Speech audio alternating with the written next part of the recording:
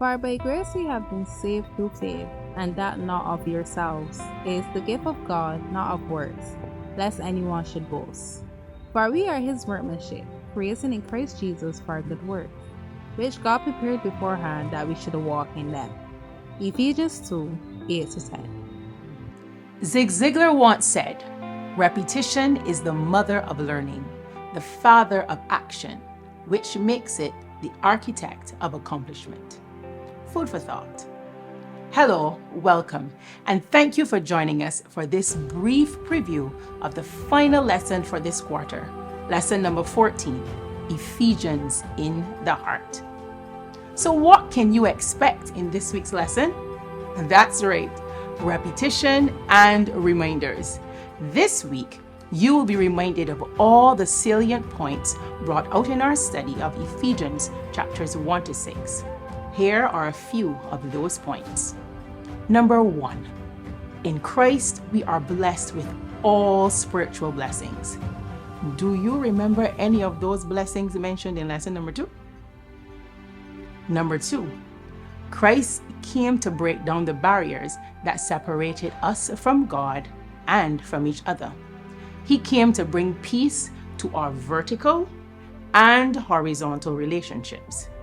In Sons and Daughters of God, page 286, Sister White tells us, unity with Christ establishes a bond of unity with each other.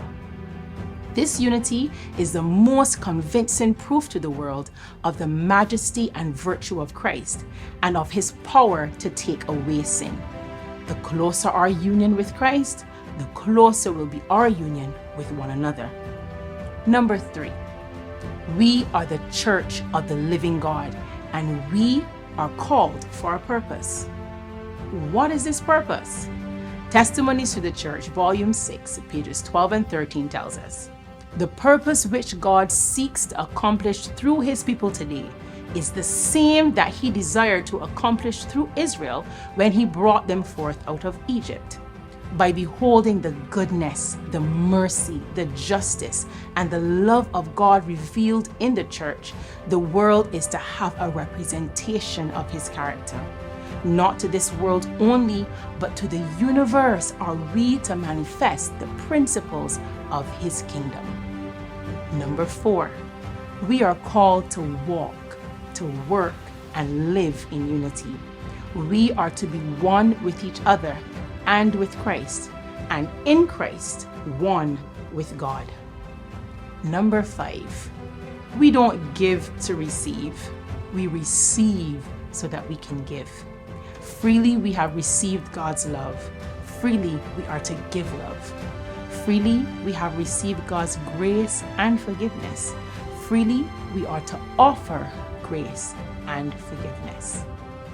And finally, number 6, we are to put on the whole armor of God, for we wrestle not against flesh and blood, but against principalities, against powers, against the rulers of the darkness of this world, against spiritual wickedness in high places.